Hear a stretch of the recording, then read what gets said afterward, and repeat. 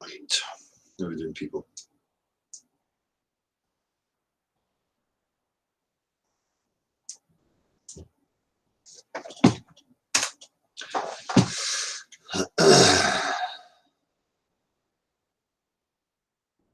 How are we doing, people? He's all right. So just going to wait and Gav arriving. We have a wee topic of discussion on visibles and tangibles. Hope you're all well. Tony T, Scott Gallagher, TP in a tree, Pat Mustard, Tony T, David Marks, R Green, P900 Cool Picks. She got helicopters. How he's doing? I just seen Andrew execrate 200's nice wee video. I'll copy that and share it into the chat box if anybody's interested in having a wee look at it. He's caught some good stuff, recreated some good stuff. Have a wee check at that, people. Daniel Reid, Chocolate saying, Shinky Orta. What's happening here with my signal? Am I still here?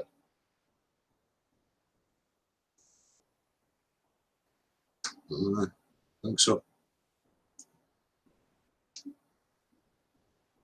Rickus Vaticus, Flat Accord Music, beyond belief how he's doing. R Green, the West Coast Wisdom, how you doing?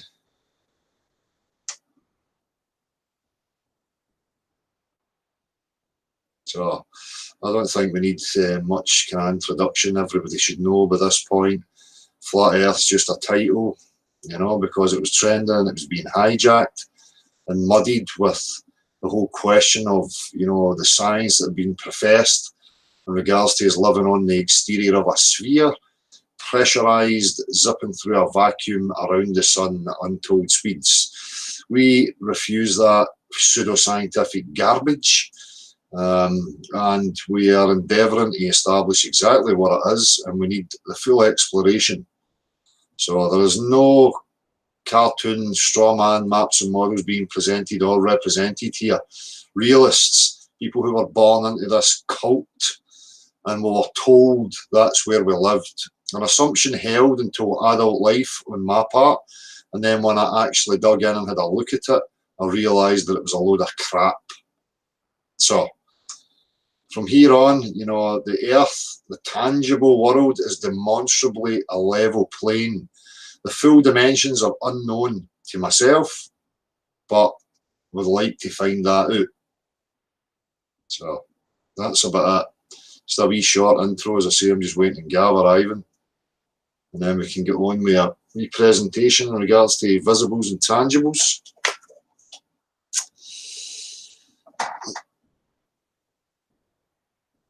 Right, that's fine.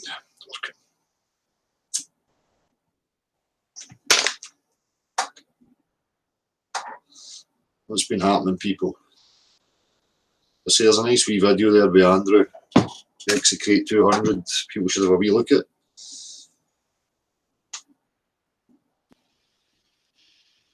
How to calculate density altitude. I was looking at that with regards to flying.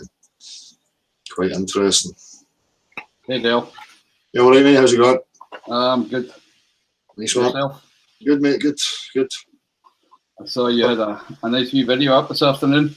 Aye. I managed to skip through it. So. Aye. Nothing major in there. Just talking about some of my thoughts and what we've been discussing recently, you know. So. Yeah. Yeah.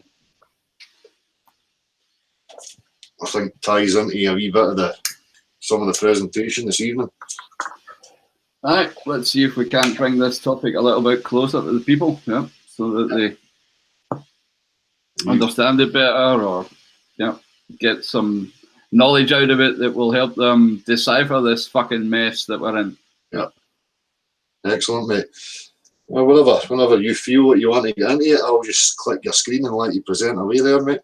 Right, well, hold on, just let me gather my PC here together. I know you will, but if you're going to share your screen, just make sure you're not sharing the Hangout. Aye, aye. Mm-hmm.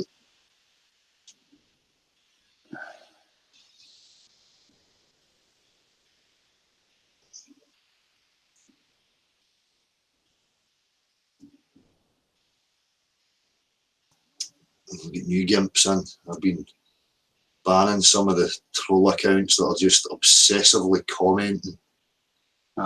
Yet never show up to a live event, never show up to have an actual conversation or any of these things. Just obsessive wee scared gimps hiding in the comment sections. So if we knew on in, I'm going to keep them busy. Every time I see one, I'm going to ban it. At least keep them busy making new sock accounts. I've been giving them it easy. Letting the same accounts comment. We've got open hangouts all the time. You can come and talk, you know. Exactly. I don't know what the problem is, Nah, I wonder. Not you, mate. No, so I'm just sharing the screen. Maybe let's just dive into this to get a bit of context. Yep. Yeah, let me just start. So visibles and tangibles are separate objects of discernment and mathematical reasoning, right? And I think that's one of the main things, that not only should we be able to separate the difference between a visible and a tangible, but also the mathematicians, need to do it. And if they don't do it, then these things are going to get very confused when we're talking about geometry. Yeah. And that's going to be a bit of the focus of this presentation. So some people might have heard some of this before or looked at some of my videos where I try and go into it in detail, but I'm going to try and summarize some of the major points here. Excellent. So the whole thing that people need to realize about mathematics in print in general, right, is that anything that is mathematical has to do with the study and the knowledge of quantities. That's all mathematics is about. Is about discerning, looking at quantities of objects such as their lengths, their areas, their volumes, their shapes, right? Yep. And to try and express those things in terms of ratios. That really is the foundation of all mathematics. And this is actually, again, a well-known topic that goes back all the way to Aristotle and some of those, older people that you'll read in books, or Euclid, the guy whose books have, have the whole of the geometric construction of the world, So this is not something that's up for debate, This is, in fact, the way things have been done for a long time. And one of the problems with that is that if you do not discern between the difference between a visible and a tangible, then you're going to get mixed up about lengths and areas and volumes and shapes, right? And the relationships to each other. So it's absolutely fundamental that people make that distinction between the physical space in which we live and what we see when we open our eyes every morning, right? That's not, when we look at stuff, it's not a space we can move in, if you know what I mean. We move in a space physically, but we see in a different space. I'm going to call it visual space, right? Just so that people understand the difference between it. And when I talk about the word space, I'm thinking of a geometric way of describing what that space is all about. It's fairly clear, I think, that when we think about physical space, we generally have this Cartesian box that we think of, right? We might be living in a house, right? It's a box. It's got a length, a breadth, and a height, but when you try and make that the same for visibles, then you'll find it falls flat, right? Because we do not have the ability with our eyes to see things in depth, right? We only have the ability to see things and the positions of things relative to each other. So just to stay on this last slide, or on the slide, sorry, all things, when you talk about the quantities of things, they all assume a certain geometry, right? Because if you think about trigonometry, for example, or triangles, then that's what we use to measure the world. That's what trigonometry is all about, right? Is measuring the distance between things. So that any measurement of a quantity, like a length, an area, a volume, or whatever, depends on what you assume to be the underlying geometry. In the physical world, it's the Euclidean Cartesian box. But in the visible world, it's not. Right? And this is going to be one of the main focuses in this presentation, right? There are basically three types of geometries, what they call parabolic, elliptic, and hyperbolic. And planar is a special case of the parabolic version, right? Yeah. Now, I don't want to get into that in too much detail, but people can basically, we want to concentrate on these two today. The planar Euclidean world and what people would call the spherical world, because a sphere is just a special case of an ellipse, yeah? They talk about an oblate spheroid, you know, you could think of that as an elliptical shape, yeah? Yeah. So these are the two ones that we're interested in, the planar and the spherical, and where the differentiation is. Yeah. So again, just to repeat it, visible objects and tangible objects are separate objects of mathematical reasoning and thought, right? So a mathematician can reason about them, and we can all think about them. Even if you're not a mathematician, you should be able to make that discernment, that there is a difference between the physical space in which you live and the geometric space in which you see stuff, right? Yeah. And these two different geometries are planar and spherical.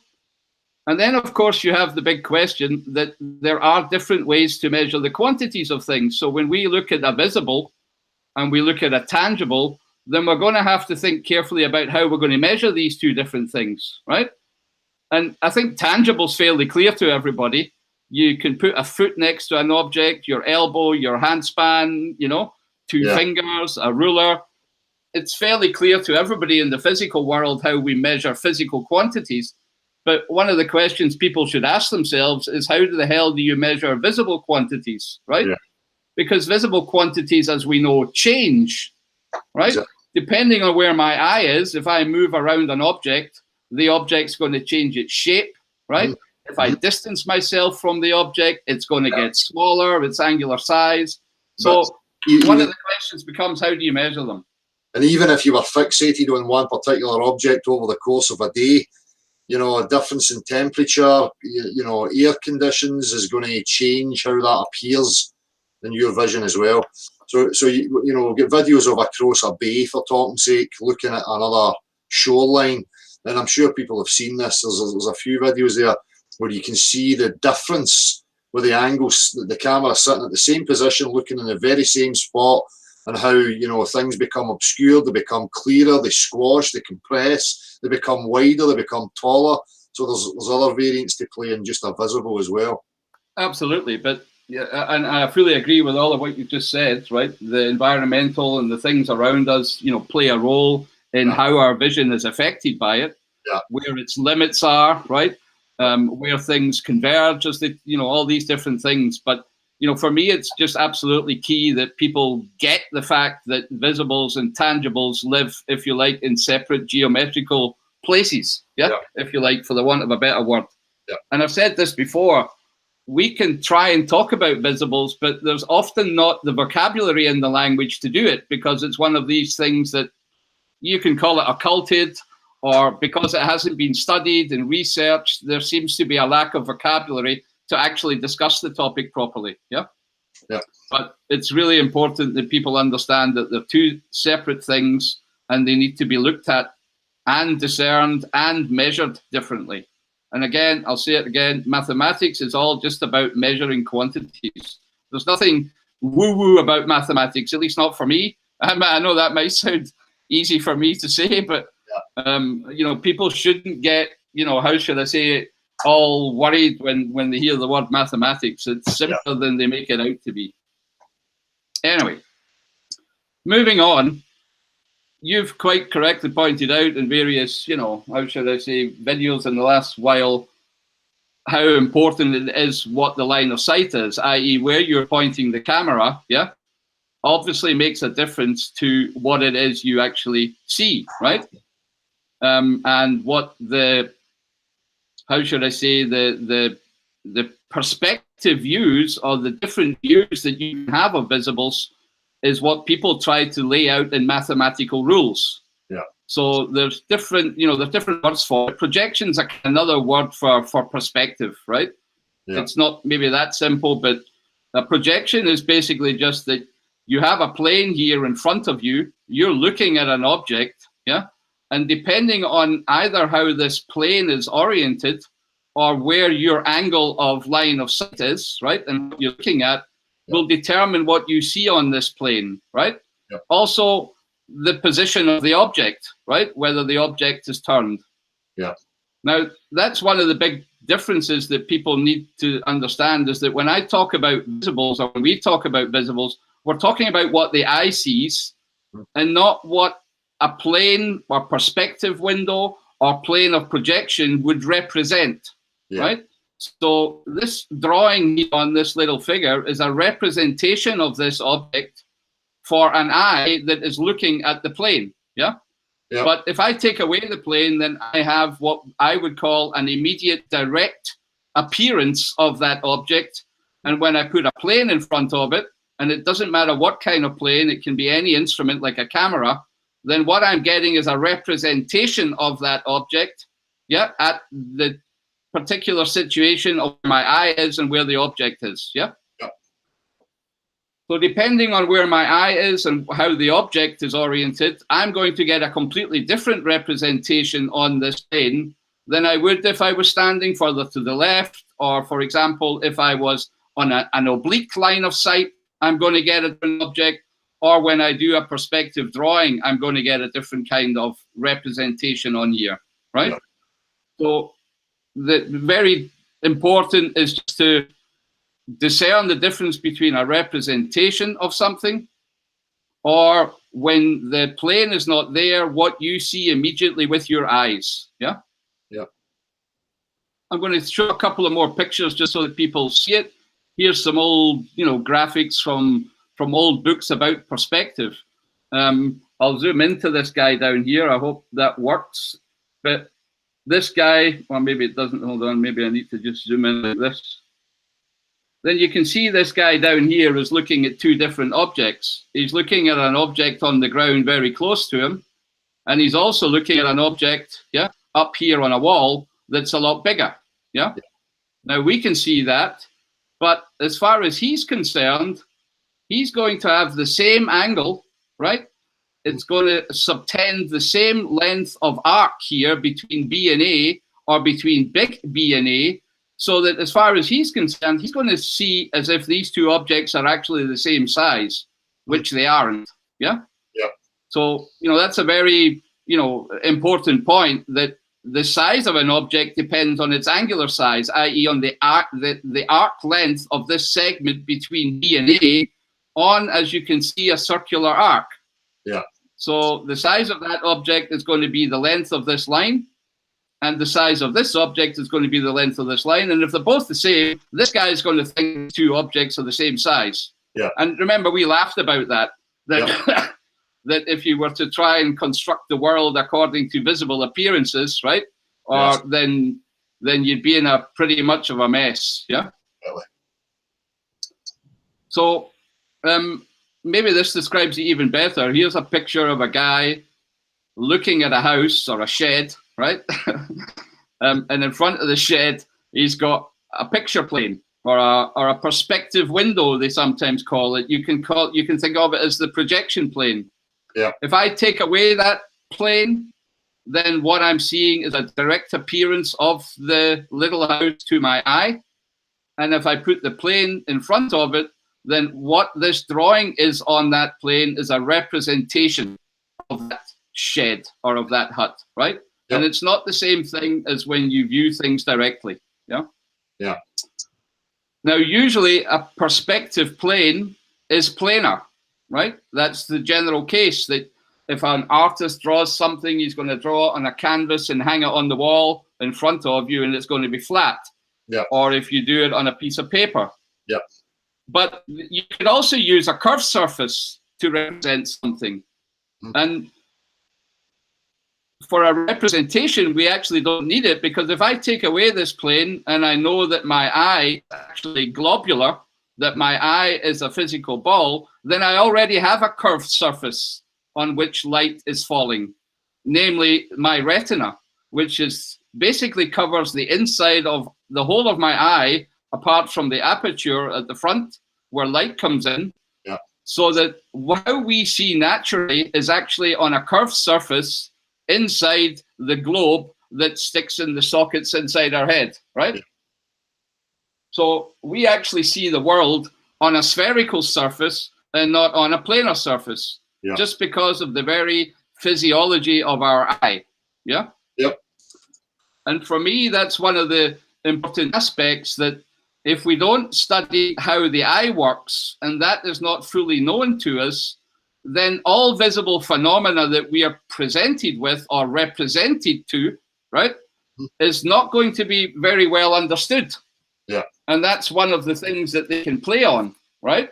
Yeah. Because if we don't understand visible phenomena, you can see that the whole of the globe argument basically hinges on visible phenomena, whether it's a ship going over a curve, whether it's the argument about Polaris, whether it's the argument that, you know, why is the sun always a circle and not oblique, or when they talk about eclipses. So everything that they bring forward is more or less dependent on visible phenomena.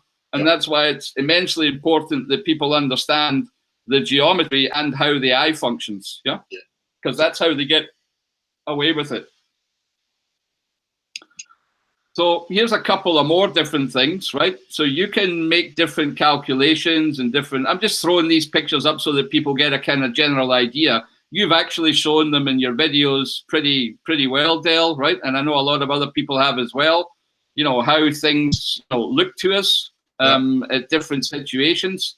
So I'm just putting them up here so that people get a little bit of a realization, you know, that this stuff has been studied for a long time, right? We're talking hundreds of years. I think I've got something like 75 different books on perspective from spanning 3 centuries, right? But if I look for one nowadays, I wouldn't find it, right? You get them only in certain disciplines like, you know, graphic or artistry, right? You don't get it anymore in mathematics, whereas you used to, right? Yeah. So we know that what we see is only, you know, if we get given a representation of something like a camera picture, then that's only true for an eye in a given situation in a given location. And so, it's not true per se. Yep. So a couple of things to notice here. Obviously, you know, through the centre of this, I mean, sheer the picture plane, you've got your horizon line. Now, if people look at the column, the rectangular column with the smaller box above it, you can see that that rectangular column is right dead on line with the height of the eye. Now, know the eye of any person in there. The person who's making the picture from their point of view. So what they're portraying here is level head, level eye, looking straight at the horizon, which is right in line with the centre of the eye. And objects like that are at the same height as the eye, you can't see the top of. So if you're under the object, you'll see the underside. If you're on the level of the object, you won't see the top surface. And if you're above slightly, you will see the top surface of that bottom pillar there. So exactly. Yeah. So people need to, you know, because there's a bit of confusion with people in the picture planes, whether it's a photograph or whatever. You know, if you're looking at it from the perspective of the person taking the photo, or, you know, you're the person trying to draw, what you're showing is your point of view, where you're actually looking. Now, the horizon will always show you where that lens or person is looking. So if they're looking level straight out, the horizon will intersect the centre of the screen. If the person was to be looking down in the picture plane, the horizon would move to the top. And if they were looking up, the horizon will move to the bottom of the picture plane. So just so people are clear on that.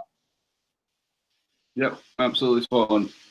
But the horizon will always be at the elevation of the eye, or the aperture, or whatever camera, whatever you're using. Yep. I'm just going to step on to the difference between actually being there, right? Yep. So if you've got only a visible, right, or somebody's giving you a representation, showing you a picture or a photo, it's not the same as when you're really there, right? As we well know, you can make things look slightly different. That's me pushing the Grand Canyon apart, right? But when you're actually there and you see the expanse and you're standing close to the edge, then you know exactly, you've got your other common sensibles in play, right? I've got my touch, you know, I'm standing on the ground, I can smell the air, I can look down, you know, so all these things you know, don't trust a partial perception is what I'm saying. Always try and have as much as possible all your senses involved to get a true picture of reality and what's going on. That might sound obvious, but when I see how much sway the Globe disciples have over people just by showing them images, then I feel I have to say it again and again and again, the same way you keep coming on about water and pressure, Dale, right? Because people need to realize that a visible does not give you a complete picture of reality, especially if you don't understand how it works. Right? Now, we also know that they love to play on all that stuff, right? And I'm not going to dive into too much conspiracies, but I think everybody's seen all this one-eyed symbolism and stuff like that. And as far as I'm concerned, you know, I have the feeling that the workings of the eye is key to understanding how they've managed to deceive us for so long. Yeah. So I want to dive into a little bit more about this, what they call the horizontal coordinate system. It's also called altitude and azimuth, right? Now, again, this is a well-known geometrical discipline or topic that any person, right, sitting here, I'm going to take this top right diagram, then his horizon is going to be a circle around him. And if I want to know the direction to an object in the sky, like, for example, a star or the sun, then the way that I locate this object is to go around in a certain direction around my horizon, which is my so-called azimuth. So that's my direction, left or right, if you like, or if I turn 360 degrees on the spot. And if I want to know the distance up the way, then that's what they call the altitude. And it's a two-dimensional system, right? We had this conversation in the last Hangout, I think, from visitors. This is a two-dimensional, basically you can think of it as latitude and longitude. This corresponds also basically to polar coordinates, So this is the way we see the world, right? We have a horizon that's in a full circle around us, and if we want to locate an object, then we put our head backwards, we rake our face up towards it, i.e. we point the camera at a certain angle up the way, right? Or our eyes, and that's what they would call altitude, Now, this whole system is basically the same system that they use for the celestial sphere in astronomy. Because what they do then is say, around us is a huge celestial sphere of stars that are apparently billions of light years away, right? So this is a massive big sphere. But what they don't tell you is that you also have your own visual sphere, right? Which is to do exactly with the shape of the eye. So what they do is they basically equate the two things, right? They basically call the celestial sphere is actually just your visual dome, if for want of a better word. And nobody here is suggesting it's a real dome, right? It's a visual dome. It's your visual perception. They'll even tell you that if you type, you know, the definition of celestial sphere, that it's an imaginary concept. It's not a tangible, real thing. Exactly. So that's what they call the horizontal coordinate system, altitude azimuth. It's Alt-AZ for short, right? That is local to you. It's what you carry around with you all the time. And obviously this horizon has a limit, right? Depending on your elevation. Right? If you're higher up the ground, from the ground, then your horizon extends outwards. You can see more. And if you're closer to the ground, the horizon circle is smaller. And you can't see as far. But the principle stays the same, that everything you look at is basically going to take a position on the inside of a spherical surface of which your eye is the center. And that's the important part. Your eye's down here. It basically has its own visual dome, and everything that you see has a position on the inside surface of that dome, of that visual dome, right? Not a physical dome. We need to keep making that distinction. You know, it was the same earlier when I was talking exactly about this. No, you know, there's a physical dome around us, you know, just to make that abundantly clear. Well, obviously the Globe disciples will try and twist the words, and, you know, they'll try and make as out to be saying something that we're not saying. So that, it is very important to define your terms. We've said that often enough. Yeah. Yeah. So if I try to summarize this whole thing, right? Yep. And forgive me, I hope this, comes across. Then this is the alt-azimuth we've just talked about, right? Yep. We've got this. We only looked at the top half of the sphere, but basically it's a spherical concept, and the geometry of alt-azimuth is the same thing as the geometry of latitude and longitude. Yeah. So it's a spherical geometry we're talking about here, not planar. Yeah. Yeah. And that just happens to coincide very well with the eyeball, which is inside your head. Well, you've got two of them, right? And if you look up a medical dictionary, then the name for an eyeball is also a globe, right? Yeah. Just to make the point very clear, yeah? Yeah. So you can think of your eye as being a sphere. I'm not saying it is a perfect sphere. Maybe it's a bit oblate, and, maybe it's different from people to people. Chubbier at the equator. Well, chubbier underneath the equator, wasn't it? But pear-shaped. Aye, but pear-shaped, And the other way to look at this is, here's me in the middle of this visual dome that we're talking about. And again, I've thrown a whole sphere rather than just the top half of it, right? Yeah. So people should hopefully make the connection that the coordinates with which we look at things and with which astronomers view the whole of their so-called space and the lights in the sky is the same geometry as the way your eye works as a physical ball, right, of substance inside your head. Yeah. And it's also the same geometry as what I would call visual space, i.e. this visual dome on which you see things. Yeah. So that's, three, that's probably the most important slide, that people see how these three things are connected. And then they should wonder to themselves, well, okay, why does nobody tell you about this? Why does nobody talk about the eye? Why is visual perception not discussed? I've said it multiple times. You won't find any mathematical books on it. And here in the flat earth, there's a constant fight about what we call perspective, right? But for me, it's actually a bigger topic, right? It's all about this visual geometry and how they've used that to hijack the stories they're telling us, yeah? So I've got a couple of things I wanted to say. I'm going to open up a couple of little GeoGebra diagrams that I hope will help make this clearer. So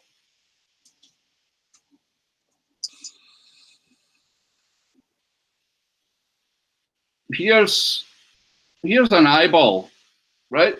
Which I've modeled in a 3D graphics program, right? So that I can kind of look around, right? Yeah.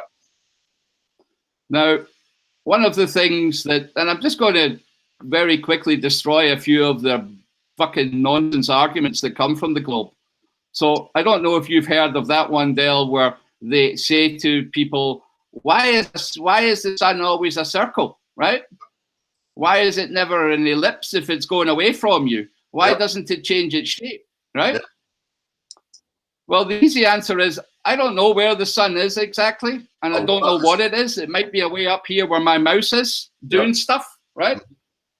But the impression it's going to leave on my visual dome, i.e. on my retina at the end of the day, is going to be a circle, right? Yeah. And the reason that I always see a circle as a circle is that, I'm just going to switch off these axes here so that you guys can all see this better. But if I am at the center of a sphere, then a circle will always be a circle. It doesn't matter where it is on my visual dome. Yeah. Right? So I've drawn a circle on the top of my visual dome. And if I'm at the center of that dome, then it doesn't matter where I put this circle. It's always going to look like a circle if the eye is at the center. Yeah. So, and people can look at that for themselves, or, I can make these diagrams here, so that people can see it. It doesn't matter where the circle is. It's always going to appear to be a circle for somebody in the inside of the sphere at the center looking out. He's always going to see this thing as a circle and never as an ellipse. At the moment, it looks like an ellipse, right? Yeah. to me and you looking at this. But if you were at the inside of this sphere and you're looking at it directly, then it's always, always going to be a circle. Yeah. So the reason the sun is always a circle and doesn't change its shape has everything, again, to do with how your eye works and your visual dome and nothing else. Yeah. You know, there's no other explanation needed. And I know the ballers will, oh, but you flat earthers need to explain, you know. It's okay if the sun's 93 million miles away, then we know it always stays a circle. But if it's really close, you guys have to explain to us why it doesn't change shape. Yeah. And that's the explanation right here. If your eye is at the center of a visual dome, then any circle on that dome is always going to be a circle. Yeah. Good. I just wanted to make that one clear. The other one I wanted to show, and I'm not going to get into this in too much detail, I'd rather keep this for a separate one, but there's another argument that the Globers like to come with, and it's about how Polaris cannot possibly work on a flat Earth, right? Yeah. Now, this diagram might look a little bit complicated, but what I'm showing here is basically a point on a sphere at a certain latitude. And what the Globers will say is that it doesn't matter where I go on this sphere. If I take a sighting of Polaris, then the angle to Polaris is always going to be the same angle as my latitude, right? Yeah. So you can see 53.73 is the same as 53.73 down here, right? But what I want to point out to all these people is also that it works just as well in a flat plane, yeah? If you understand that your vision is spherical. Because as we know, Del, when you go away from things, then objects descend in your visible dome, right? If you think about an aeroplane going, you know, over your field of view, then it will come up from the horizon, pass overhead, and go down the other side. That's a great wee example that everybody can see for themselves regarding this visual dome. Get into an open area and you will see that. You will actually see that it comes from your horizon, rises over above you and goes to the other horizon, looking like it's arching over you. Exactly. That's exactly what happens. So anything in your visible field is going to visibly ascend and visibly descend in your field of view, if you like, or on your visual dome, as I prefer to call it, right? So I modeled this so that if I move this about in the sphere, I've basically taken a parallel projection down here onto this blue circle. Mm-hmm. And if you were to imagine that this is the North Pole in the center of a flat world, right? And you distance yourself outward from this center point, then something that was over the center point would just drop in your visible field, right? As you go away from it. Exactly. The same way everything will drop down when you distance yourself from it, right? So this mathematical model is basically set up to show that their nonsense that this only works on a sphere is not true. Yep. There's a perfectly good explanation for why this angle, because this angle that I'm seeing here as a person on a flat plane, this is me, the little ball on a flat plane, looking at something that's lowering, is also the same angle, right? Yep.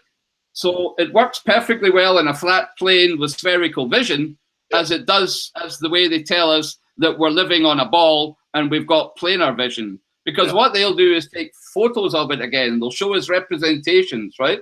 Yeah. And that's so I just wanted to throw that one in. Yeah, and we're still under the assumptions to know what these things are. And the geometry that we keep seeing is that, Polaris being above the central point of a set geometry. Well, how do we know that? Has anybody actually been to that direct northerly point and looked directly up? What I'm just saying is showing them the fact that, if I was to be, if I was directly above or below Polaris, then can I look straight up and see it? I don't know. I've never been there, Dale. Yeah. And I don't know if there is a center of the world. But what I'm showing here is that if you model this just like, they're doing in a sphere. So this part's the spherical one. And what you're seeing here with the blue is basically would be on a planar world with spherical vision, you would have exactly the same angles. Yeah. So what I'm saying is that it also works this way, even if I'm not entirely sure that this is the shape of the world, right? The center point. You're right? just showing that the mathematics can work both ways. Yeah. That's what I'm showing. Yeah. Yeah. So I've called it Polaris eye globe duality. Yeah. So when they come with the argument, oh, Polaris only works on a sphere, it's nonsense. Polaris works just fine if you understand how visual perception works on a flat plane. That's it. They're taking the perspective aspect out of it and how things drop as we move away. Yep. So I just wanted to throw these couple of points. I mean, it's 2 points that you hear all the time, chat in comments from, these religious zealots that actually don't have a clue what they're talking about. And I just wanted to, make that a little bit clearer. Excellent. So also one of the things that I wanted to talk about was some of your observations, Dale, right? About side views and perspectives, right?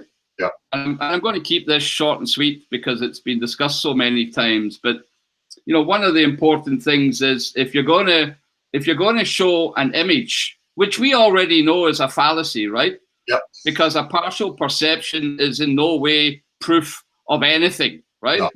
No. Water doesn't bend. We fucking know that. So we know that any visible phenomena that they're presenting to us as some kind of proof or some kind of refutation is not per se to be trusted unless you understand how it was done properly. That the substance of water behaviour in the physical world and construction is planar, so, coming with the observation, the image, doesn't trump that. No, not at all. Never, right? And we've already seen that the geometry of the eye is a different one. So if people are going to start also invoking side views, and I'll come to that in a minute, then we should be very careful about what we mean by a side view. So I've taken a cross section of the eye, right? And you can now see the spherical surface of the retina at the back here. And I've drawn an arc in the front, a bit like a sextant or a bit like a protractor, right? So that people can see that it's the angles that are measured on a curve is the way to measure visibles, right? And not from straight lines on a photograph, right?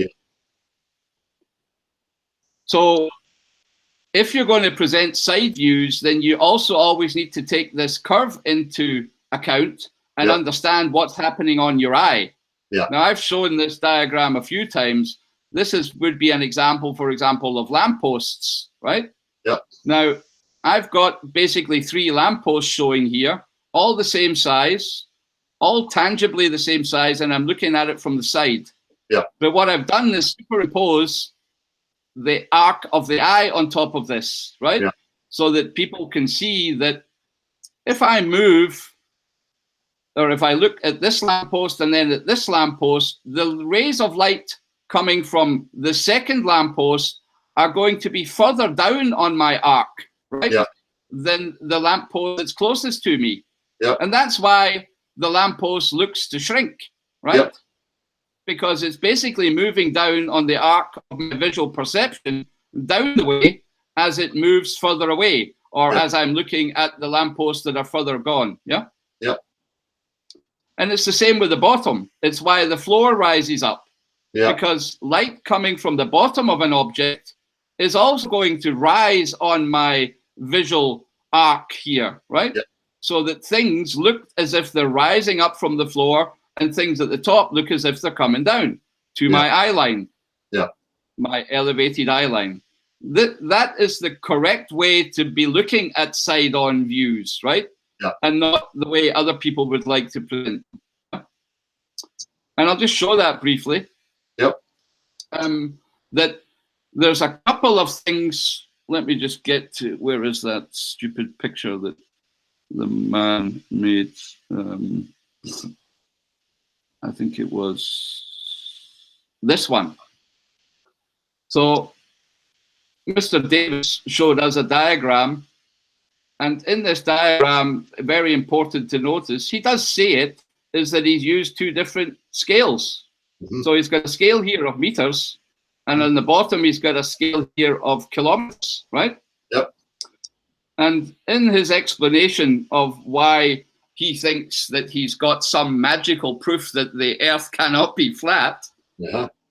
He's basically invoking this diagram to say that if this is the mountain and this is the place where he's standing, yeah, then he says that to make it work, he would have to be 100 feet underneath the ground. Yeah.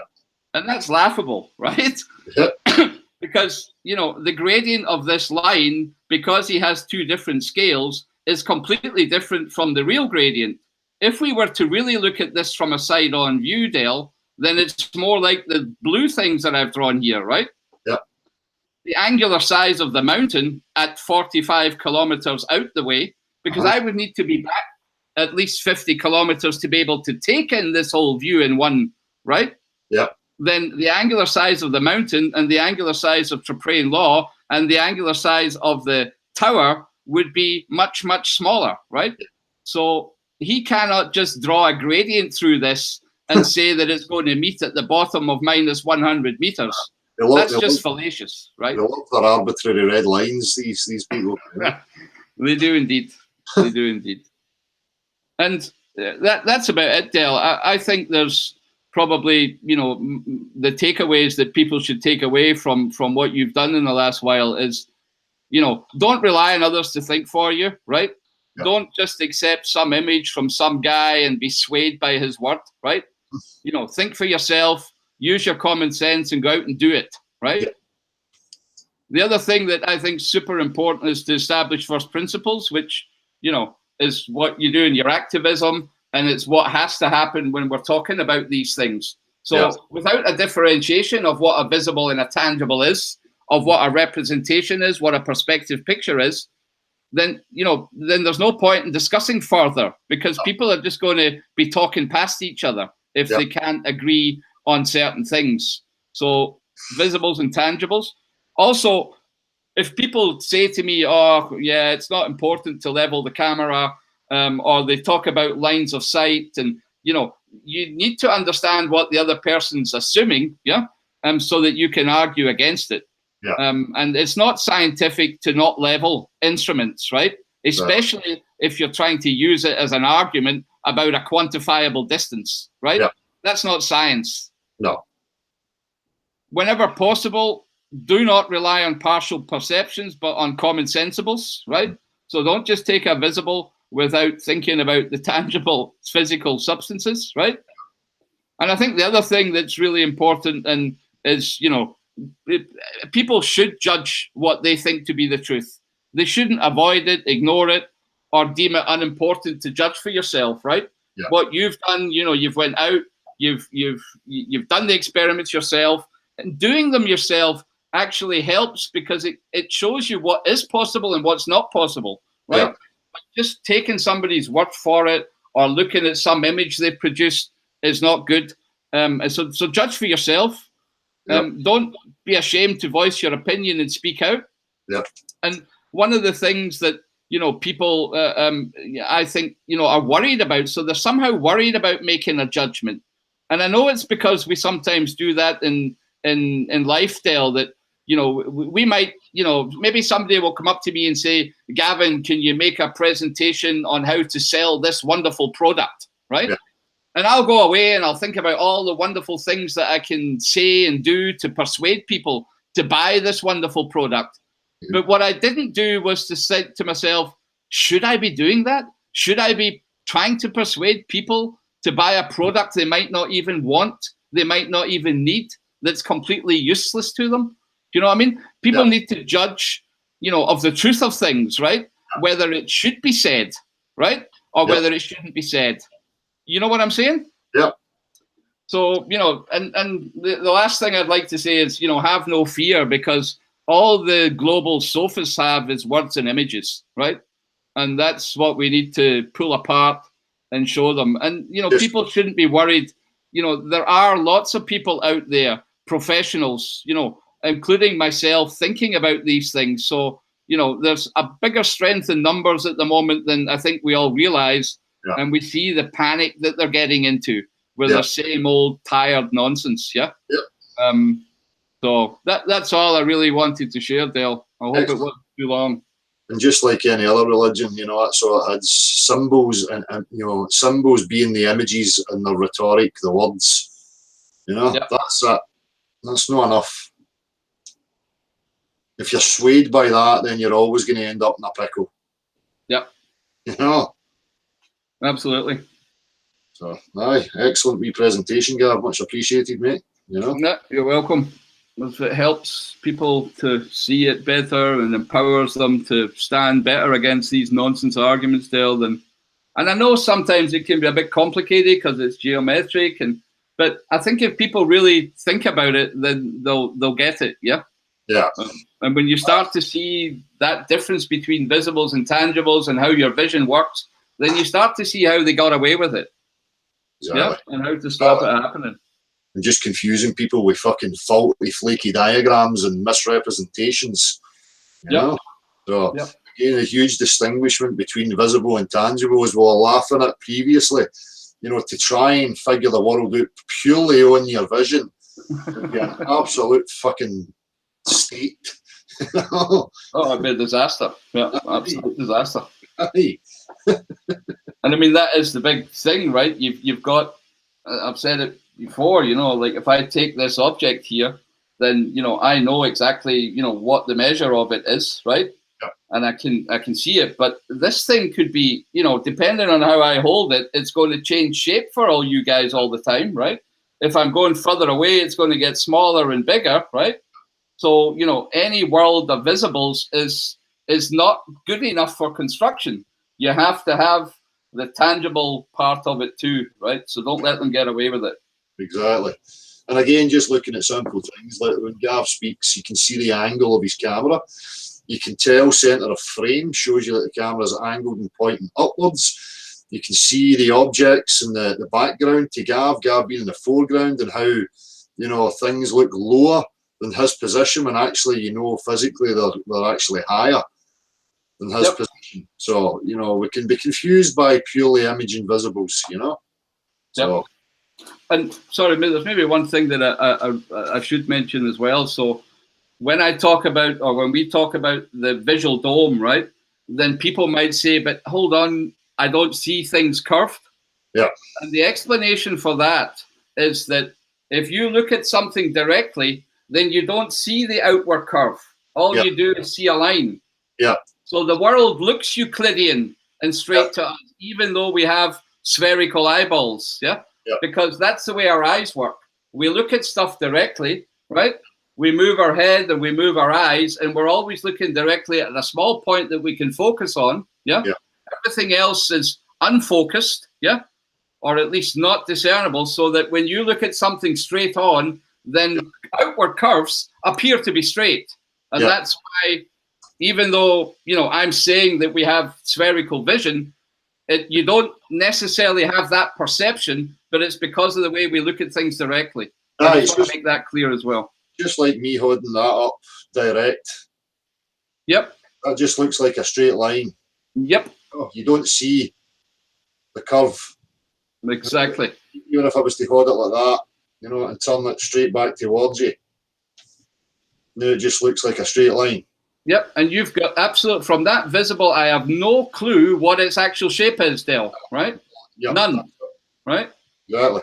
I don't know whether the point's pointing towards me or the fat end's pointing towards me. All I see is a visible straight line. Yep. And that's why, you know, people need to understand we see the world Euclidean, but the geometry of visual perception is spherical. And that's how they get away with the deception. Exactly, mate. And I've shown also how it ties into their whole astronomical latitude and longitude. And maybe if you could just call up that little video I made with the coin, Dale, could you share that? Yep, give me 2 seconds. It's maybe better coming over your stream so that people can see it. The whole concept also ties into the way navigation works, right? So that, you know, when they talk about maps and projections and things like that, it's all based on the same stuff, the same deception. 2 seconds. Just calling it up right now, mate. It's only short. It's only a minute. Yep.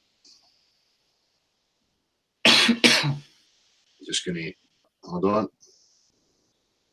What I'll also do is I'll link that into the chat box in a wee second. So where am I here? Screen share. I'm just going to stick me on to present as well, so that if you make any noise, it'll not come off of that. Oh, you still there, Gav? Yes, I'm still there. Just my screen's frozen. What's going on here? I'm still here. Just need to bear with me a wee second here because my screen's frozen up. It's not letting me do anything. Oh, right, there we go. Right, so can we see? Can we see that all right? Hello? I can't see anything yet, Dale. Maybe just taking a minute. All right, now something's coming up. That is? Can you see me, Gav? I can see you. I can see the screen. Yeah. Hello? Yeah, I hear you, Dale. It's all gone very sticky here. You still hear me? Right. I hear you. Okay. Yeah. Right, all right. Let me try that again then. I can see your screen as well. I think everything just slows down a bit. Yeah.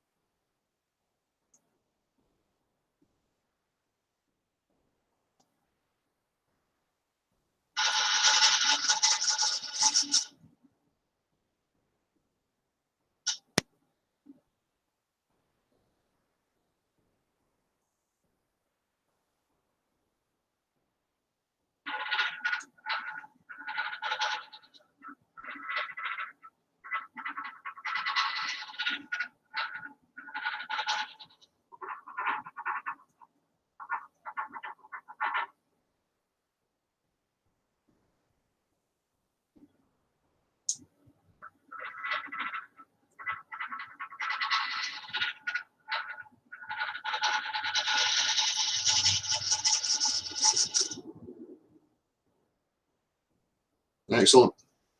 Thanks, Dale. I mean, you know, what I'm trying to show there is that, you know, people need to, you know, make that discernment, you know, so toss it or spinning a coin makes the thing look spherical, even though we know it's not, right? And, you know, if people, you know, think more about the physical objects and not about visible images, then they'll come to a better understanding of how it all works. Yeah. And then if you combine the two and see how the two relate to each other, then you can see how they get away with it. Yeah. I've also got a little appeal in there to the people that, you know, be active, you know, make a choice. Don't let it all hang on whether Dale gets up in the morning or whether Gav does something, right? So, you know, I don't want to preach, but people need to be active and do something about it and not just leave it to others. Yeah. Exactly. You see that with the Globe. They start electing, you know, totems of characters, you know, that they circulate around and elevate these characters up to try and, you know, browbeat and give an illusion of authority. You know, on this, you know, we shouldn't be doing that. People need to verify and falsify for themselves, get up off their ass and get involved. It's as simple as that. Don't sit back waiting. That's how we go in this fucking mess. Because if you sit back waiting, you're not actively thinking about things, then you fall behind in the understanding. Where other people have an understanding of things that you don't, then that can be used against you. You know? Yeah. It's that saying that, you know, the key to this is knowledge. Knowledge is power. You've heard it all before. Now, where does that power come from? It's not just the knowledge is power. You have power over others when they don't have that knowledge. If they're in ignorance about it, then you can use it to your benefit. Yep, exactly true. People are, you know, they'll acquiesce and they won't do the work themselves. And I'm not saying that that's the case of the people coming to this channel. I would beg to differ and say that they're all doing something. But, you know, we still need to get the rest of the populace thinking the same way. Yeah. Yeah. And when somebody does a faulty experiment, blatantly faulty experiment, and start demanding that you repeat it, no, it's not up to you to repeat a faulty experiment. It's up to them to get their experiment right, first and foremost. Yep. Absolutely. So, aye. I don't know if anybody's got any questions in the chat, Gav, or just have a wee look. Right. So people know that the attention's on the chat box right now. So if anybody's got anything they want to bring up, ask questions, go for it.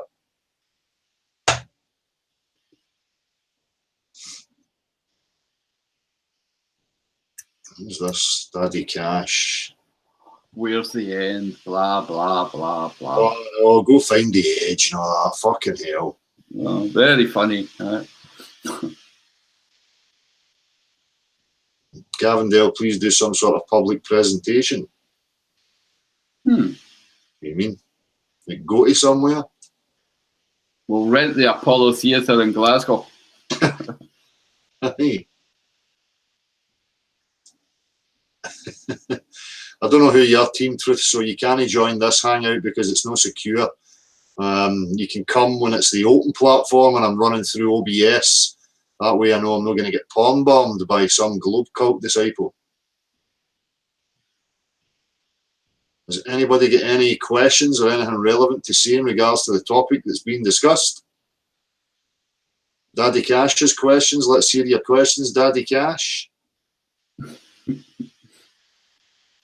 Daddy Cash, yeah. Right. The Globe Cult disciples are lunatics. Look at their behaviour. As I keep pointing out, we don't sit here, laughing at people and their personality or their looks or any of that thing. That's the Globe Cult. They never bring anything objective, tangible. They don't have anything. Not just the same old tired words and images. It's not even funny anymore. Get rhetoric like this. I'm the one with cognitive dissonance laughing my ass off. That's hilarious coming from a flat earther. I mean, that's just tattle. Nothing with substance, nothing of any relevance whatsoever. Just a mindless little drone operating from subjective, emotional, psychological position. That's it. People like that are no objective. They're not interested in science. They bring absolutely nothing. So when people again talk about the psyops, it's the Globe proponents and their characters that are the psyop. They only ever operate from psychological intimidation and manipulation. At the same time flashing their images at you. That's pathetic. I haven't seen one question. Is Mars flat? Yeah. I know. I mean, what a fucking tool. Hey, Daddy Cash, have you got any real questions? Right. Come on, big boy. I wish they'd send in the real men, though, Dale, instead of all these wee children. Exactly. The most childish, retarded minds they could possibly find. You would probably have to get that right enough, to try and perpetuate bullshit like this. Because anybody with any kind of discerning intellect would be like, fuck off, I'm not going to put myself through this embarrassment. Is Mars flat? I mean, I don't even know whether it makes sense to even just discuss it, but since nobody knows what the luminaries are, and I think space is a lot of bollocks, then I don't really give a fuck. It's like asking how the warp drive works on the Starship Enterprise, So. Exactly. Team Truth's got a point there for you, I think, Gav. My point goes right in hand with Gav. The horizon meets in the centre of our vision, and that is how they lied about curvature. It's truly distance to the horizon. Yep, no, there's certain aspects of that are correct, yep. Again, we'd probably have to go in too deep, and I do want to go in a little bit more in detail to these GeoGebra diagrams that I've done and explain them more. But yeah, it's the curve is in your eye, no doubt about it. It's not on the ground you live on or in the water that we swim in. So yeah. No, not Daddy Cash. Is that the best? Remember, you're representing your cult beliefs here. So Mars doesn't exist. I mean, could you explain the relevance of the luminaries in the sky in regards to the shape of the Earth? Other than just your illogical drivel of I see circles in the sky, therefore I live on a circle. I hope you've got something better. They don't. What question? You're asking idiotic questions. You're just wasting my time now. Unless you've got some decent questions to ask, you're going to be ignored. Oh, there's definitely a light in the sky that we've given a label to called Mars. Yeah.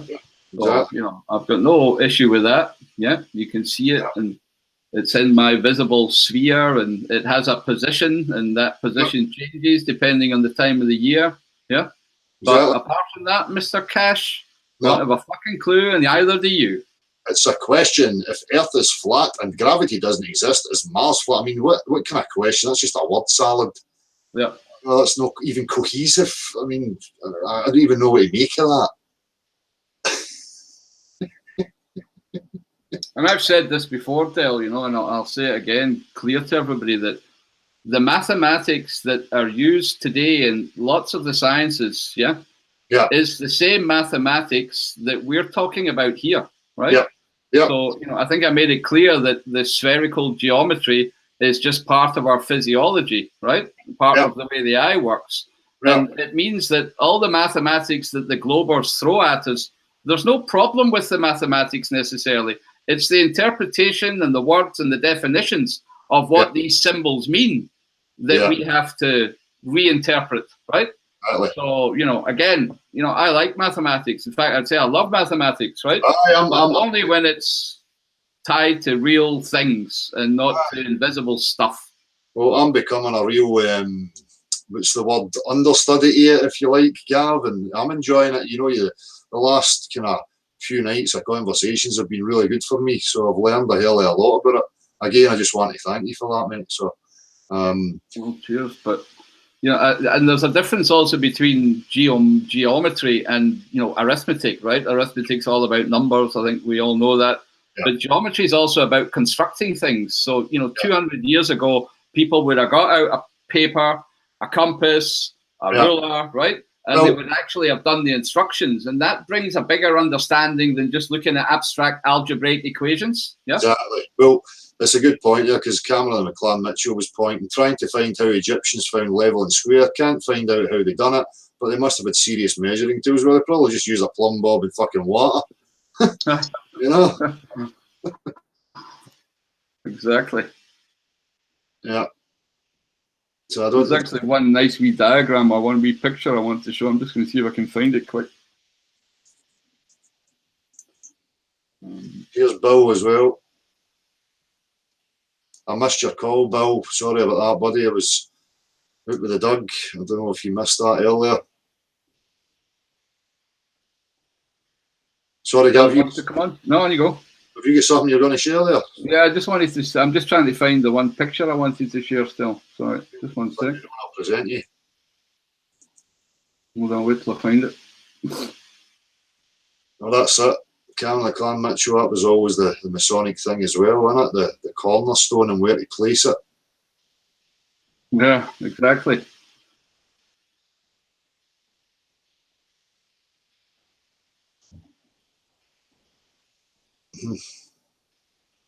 Damn, I can't find this picture out the top here. But I'll find it for the next time. It's actually quite nice. Excellent. Aye. I'll do it for the next time, sorry. Aye. Well, I'll need to knock off anyway, Dale. Me too. I've got a wee guitar evening planned here, so we're not getting any, you know, any decent questions. But no doubt, once we're finished, as usual, there'll be a fucking overload of globe trolls professing their intellect and how stupid we are, but yet they never show up. Again, all they have is rhetoric. They should be ignored from now on from the I'm even seriously toying with just switching the comments off altogether, you know, under all my videos, so that anybody who's got any input or wants to have a discussion, they have to come on alive rather than trying to sway people with comments underneath the videos. So I don't know, maybe tomorrow I'll sleep on it tonight, see how I think about it, and I think the comments section will be getting turned off underneath videos so that they can come on and say what they've got to say. They won't. No. They never do, but the comments are just infested with the same old nutters that come and, you know, talk shite. Exactly. I mean, we're endeavouring to understand things properly, lay things out, have the discussions about them. These people are just looking to obfuscate and detract and confuse and bewilder people. They're just fucking sad sacks. Yeah. You know? So I might just cut off the supply line and they'll have comments under the videos, you know, and if they want to engage, they come and engage. Well, that somebody will probably dock their pay, so it might hurt them. Yeah. Oh, good. I think I might just do that then. You know. Yeah. Well. All right, my man. Nice Thanks for everybody listening to us, and Del, appreciate the opportunity again to use your platform. So it's a pleasure, mate. You're welcome. Speak to you soon, then. Cheers, my man. Take care. Bye. Same to everybody in the chat. Mods, as always, much appreciated. We'll see you very, very soon. Take care, people.